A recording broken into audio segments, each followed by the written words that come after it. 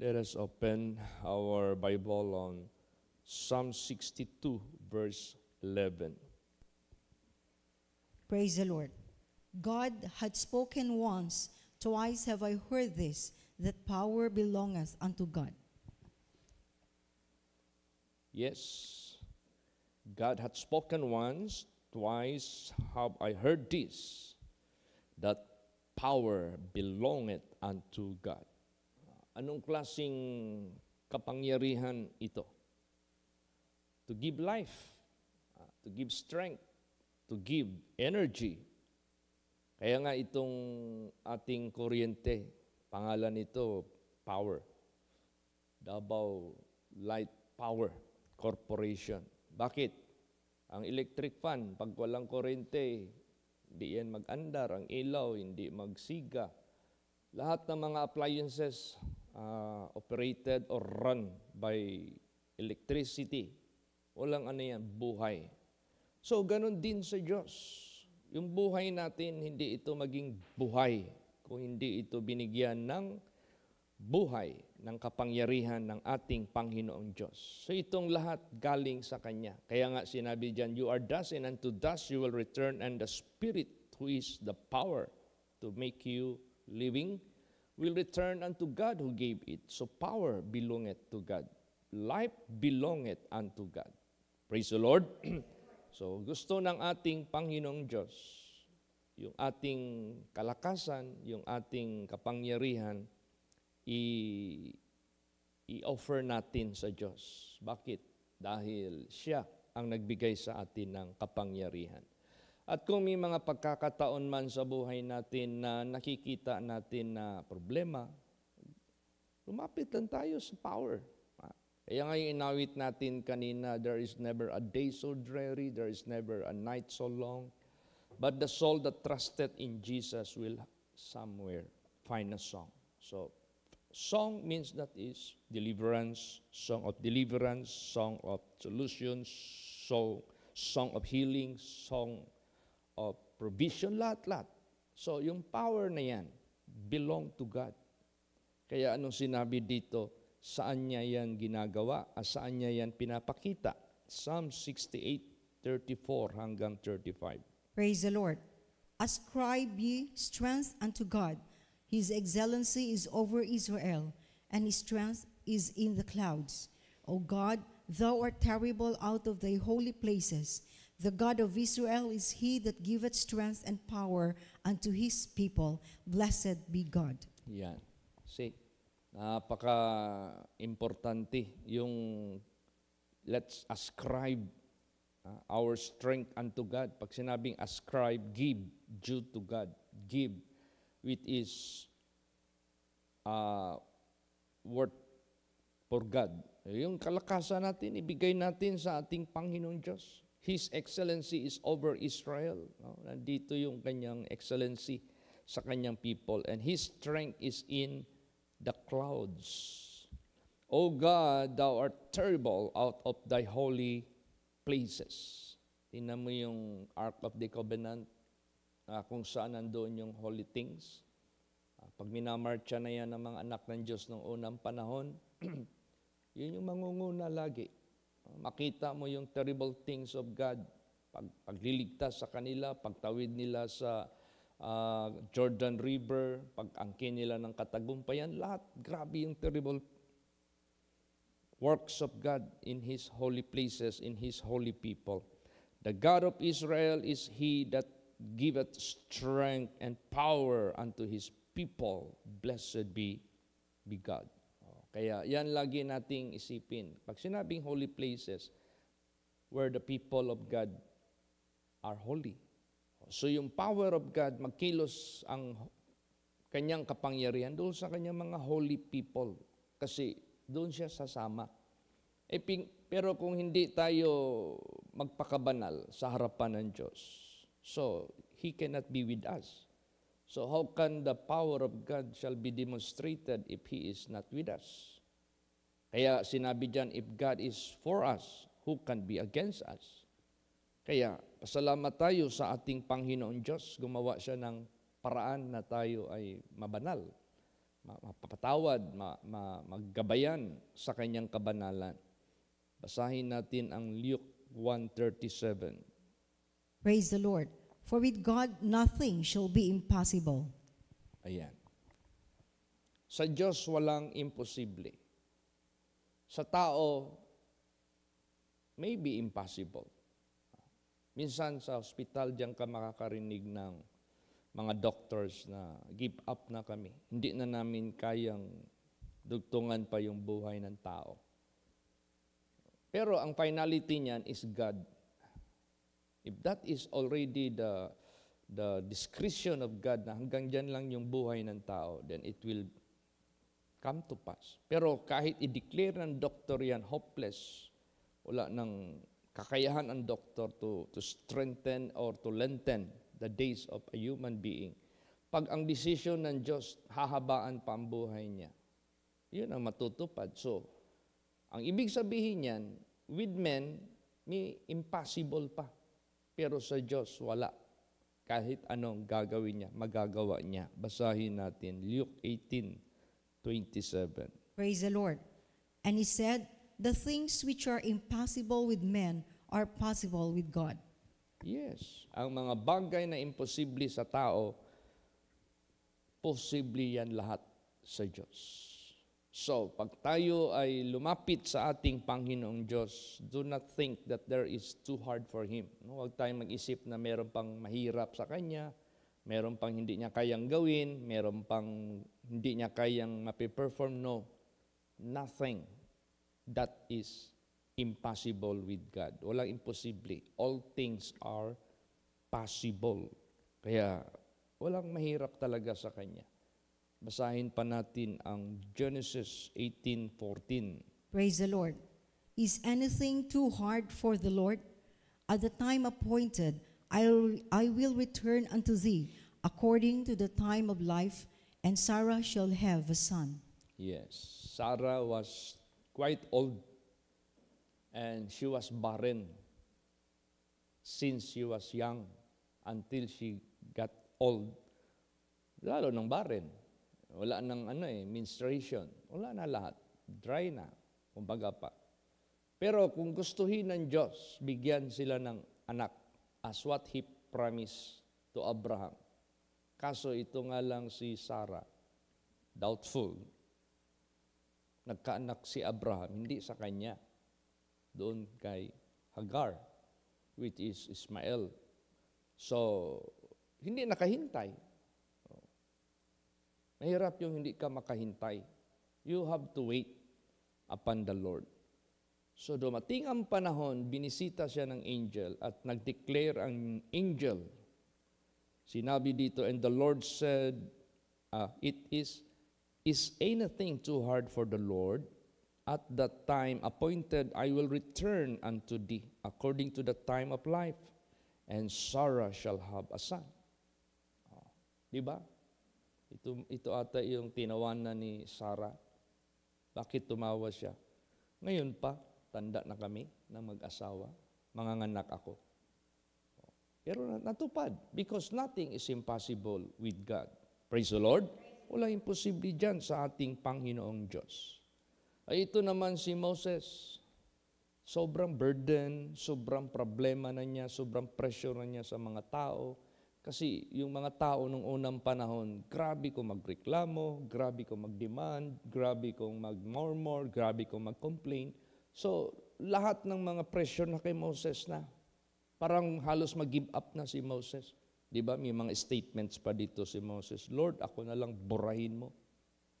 Ako na lang ang patayin mo. Ay, hindi na niya kaya halos eh. Kaya, sometimes Moses lost his patience, lost his faith, pero in-encourage pa rin siya ng Diyos. Ganon din sa buhay natin. Importante yung Word of God that sometimes we lost our faith, sometimes we lost our hope, but we need God. We need the Word of God to strengthen us. So anong ginawa ng Diyos kay Moses? Basahin natin. Numbers 11:23. Praise the Lord. And the Lord said unto Moses, Is the Lord's hand waxed short? Thou shalt see now whether my word shall come to pass unto thee or not. Yan, tingnan mo. Sinabihan talaga siya ng Panginoon. Ang kamay ba ng Panginoon ay maiksi? Makikita mo ngayon, sabi ng Diyos, kung hindi ba matutupad ang mga sinalita ko sa iyo. Kung hindi ba matutupad lahat ng sinalita ko. Ano ang sinalita ng Diyos sa kanila o sa Kanya from the start? Bring my people out from Egypt and bring them to the land of promise. Yun ang pangako ng Diyos sa Kanya. Natupad yan. Pero natupad ito doon sa mga naniwala. Faith requires. Because without faith, it is impossible to please God. Kahit kami mag-prayer kami, kung wala kaming faith, hindi gagaling yung mga tao. May mag-request sa amin, kami mismo na nag-pray at saka yung humihingi, walang faith, ay walang katuparan. So, faith requires. Kailangan ng faith natin sa Panginoong Diyos. Paano ba natin i-execute yung ating faith? You believe. You ask and believe. Ask anything. Believing, you will receive. Praise the Lord. Yun tayo na-remind siya ng ating Panginoong Diyos. Napaka-importante. Now, what is the proof that God is powerful and nothing is too hard for Him? Anong prueba? Anong ebidensya? Ano ang matatawag nating kakayahan niya? Basahin natin. Jeremiah 32:17. Praise the Lord. Ah, Lord God, behold, thou hast made the heaven and the earth by thy great power and stretched out arm, and there is nothing too hard for thee. O, di ba? Proof. Anong proof? Patunay. Ah, Lord God, behold, thou hast made the heaven and the earth, and by thy great power and stretched out arm, and there is nothing too hard for you. O, paano niya nilalang yung nandyan lahat sa kalangitan at nandito? Dito pa lang sa lupa, hindi mo na mabibilang ang creatures of God. Napakarami. And still the world are discovering more things na hindi talaga nakikita pa noon. Minsan may mag-post dyan sa FB. Makaka-discover sila ng new face of fish, bagong mukha ng isda, nakatira daw doon sa napakalalim. Halos wala nang nakakaalam kung ano yung mga itsura doon, not unless may magpunta doon. Bihira malang makapunta doon. Nakahuli sila ng ganon, na-amaze sila, meron palang ganitong, ang dami pa, na mga nilalang ang Diyos, never been discovered yet. Di ba't na-discover? Earth pa lang yan. How about other planets? How about other creatures of God? Kaya walang mahirap sa Diyos.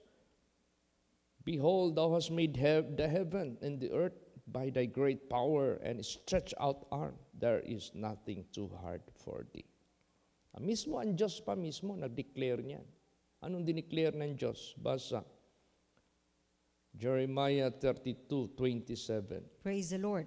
Behold, I am the Lord, the God of all flesh. Is there anything too hard for me? Ayan. Ako ang Diyos sa lahat ng laman, merong bagang mahirap sa akin. Ibig sabihin niya, maybe Jeremiah at this time was disappointed, was discouraged because of so much persecution sa buhay niya. Akala niya hopeless na siya. Meron ng pangyayari sa kanya, nilagay na siya sa dungeon, nilagay na siya sa prisuhan. Meron ng death threat sa kanya, ang dami. Pero anong nangyari? Lahat, nagkaroon siya ng deliverance. Kasi ang Diyos ang lahat. Siya yung Diyos sa lahat ng puso. Laman na puso. I am the God of all flesh. There is nothing too hard for me. Walang mahirap talaga sa ating Panginoong Diyos. Kaya to God be the glory. No? Pasalamatan natin. Walang imposible. Kaya ang faith ang importante sa atin. Maniwala lang tayo.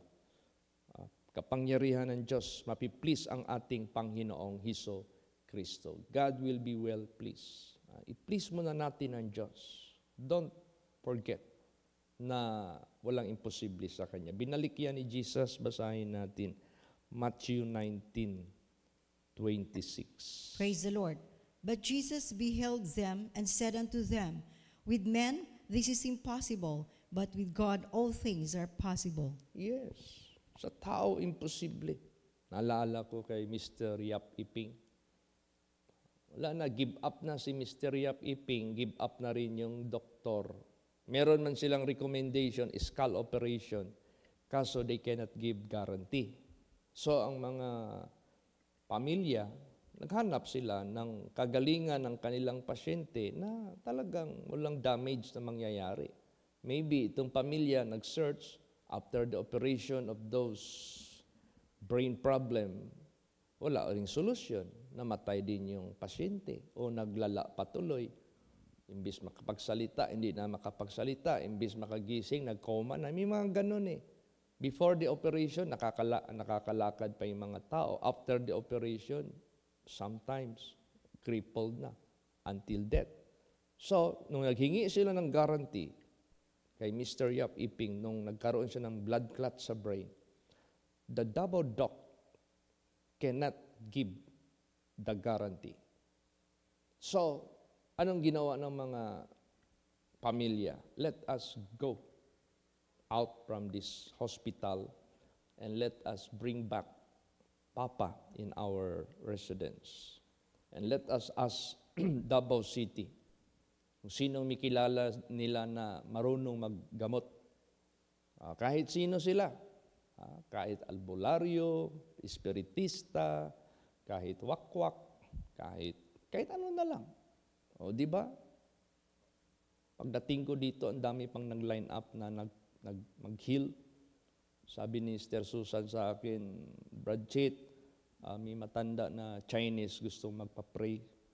Nag-request ang family. Sabi ko, sabihin mo, nagbanting na ako. Available na ako. Tinawagan ni Sister Susan si Susan Go. Ay, San, paulata lang na inyong pastor. San, kay naapay mga naka-line up. Di ba ang sabi ko, sana hindi na yan makarating sa amin. Doon na lang sa kanila gagaling. Hindi man gumaling. So, pagdating tayo na ang nakarating doon, sino yung dala natin sa kanila? Ang Diyos na walang imposible. Praise the Lord. Oh. Si Yap Iping, ang kanyang isip, mamamatay na siya. He used to commit suicide by letting himself fall to the ground. Pag inaalagaan siya ng mga trabahante ng convenience or pilcris at that time, sinisipa niya yung mga lalaki. Ayaw na niya magpaatiman. Pagdating ko, sabi niya, can you pray to your God that He will take my life? Other countries, mercy killing is granted. What is the use of my life? Useless ng buhay ko. Di ba? Ang leading ni Jesus Christ sa akin at that time, hindi siya mamamatay. Sabi ko sa kanya, I didn't come to kill, but to heal in the name of my God. Diba, nagalit siya sa akin. Nirebuke ko siya. Di ba? With men, it is impossible. But with God, nothing is impossible. Si Roplo, he was treated sa Davao Doc din. Ang Davao City, wala, basta may kaya ka, Davao Doc man talaga. Kasi yan man yung pinaka matawag nating high-tech na hospital sa Davao City. Kumbaga pa, hospital ng mga mayayaman. Surrender din. Ang gusto naman ng doktor, butasan yung leeg niya.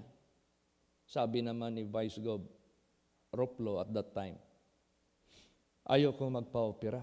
Kasi doktor din niya yan. He is also a doctor. Naging vice gobernador lang. Sabi niya na I doesn't want to be operated because once the cancer will be wounded, the cancer cell will spread rapidly.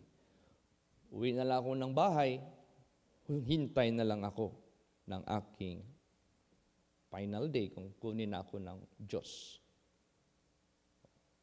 Ngayon, ginamit lang tayo as instrument. We were invited and we brought the true God, the genuine God, sa buhay nila through our Lord Jesus Christ. Di ba gumaling si Mr.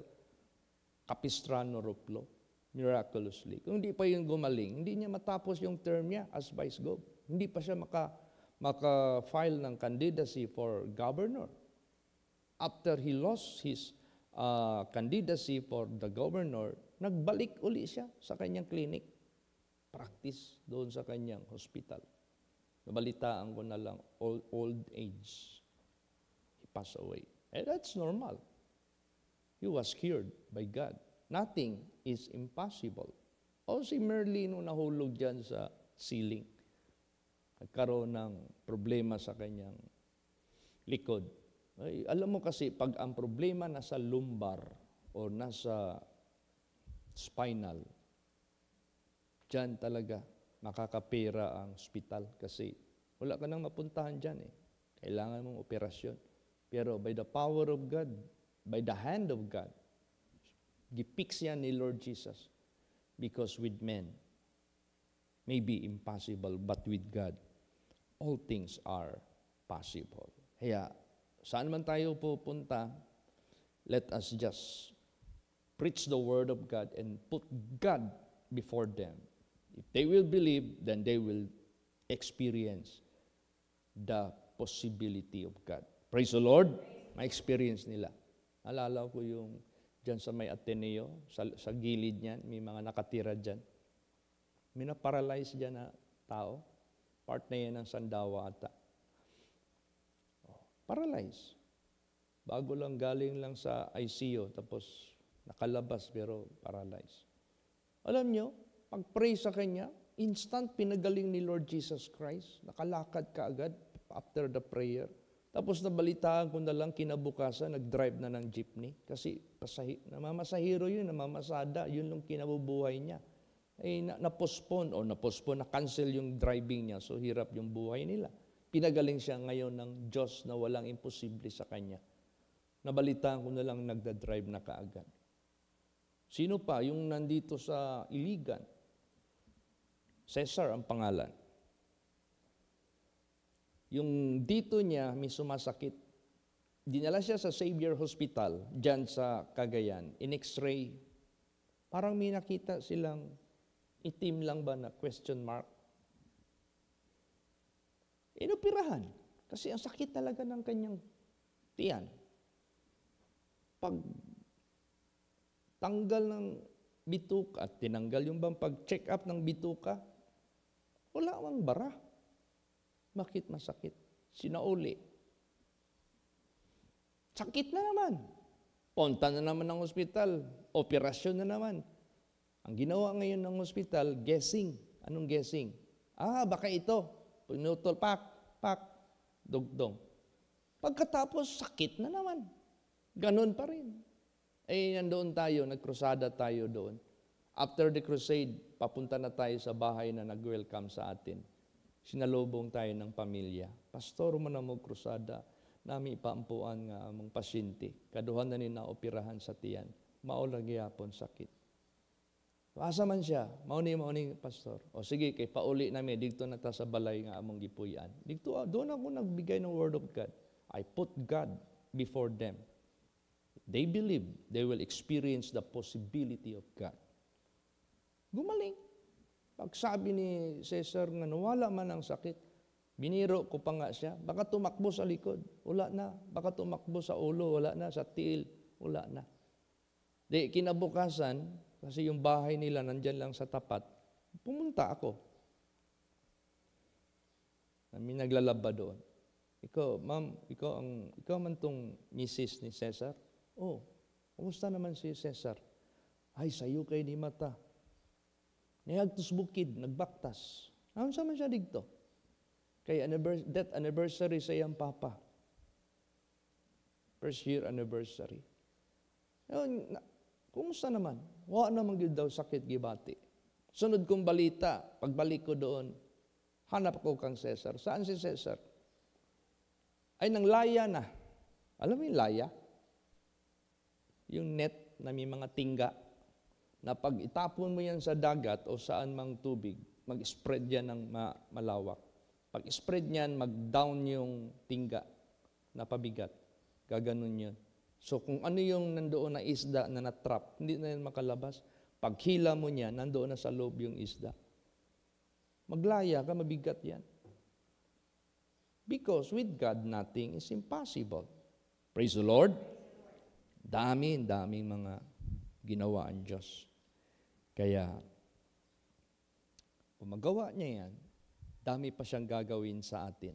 Kahit wala tayong sakit, we need to be changed. How? Basa, last verse. Philippians 3:21. Praise the Lord. Who shall change our vile body, that it might be fashioned like unto his glorious body, according to the working whereby he is able even to subdue all things unto himself. Ayan. Papalitan niya ang ating vile. Ano yung vile body? Corruptible. Ano yung vile body? Perishable. Ano yung vile body? The temporary. That it may be fashioned like unto his glorious body. Oh, imagine that. I-change niya ito from corruptible to incorruptible into his glorious body. Katulad sa kanyang glorious body. According to the working whereby he is able even to subdue all things unto himself. See? Kaya niya lahat yan gawin, kaya niya lahat patunayan. Ano man ang kanyang gusto, ano man kanyang sinabi, ano man kanyang mga pangako. Yung sinabi dyan, in a twinkling of an eye, you will be changed. Mangyari yan sa buhay natin. Miraculously. Kaya, walang sinabi ang magagawa ng tao sa kayang gawin ng Diyos. Amen? Praise the Lord. Kaya tayo, buhayin natin lagi. Let us always execute our faith and of course our obedience kasi doon gagawa yung power of God sa holy place. Ano yung holy place? Katawan natin, holy place ito. This must be holy place because this is the place where God is dwelling. Kaya, pasalamat tayo sa ating Panginoong Diyos na lagi niya tayong pinapalaala. God hath spoken once, twice. We heard this, that the power belongeth unto God. So let's pray for our mission sa Tibalog this morning. And let's pray for everything. Mga problema na malutas, let's pray. Let us ask unto the Lord. Amen? Praise the Lord. Magsitayo po ang lahat.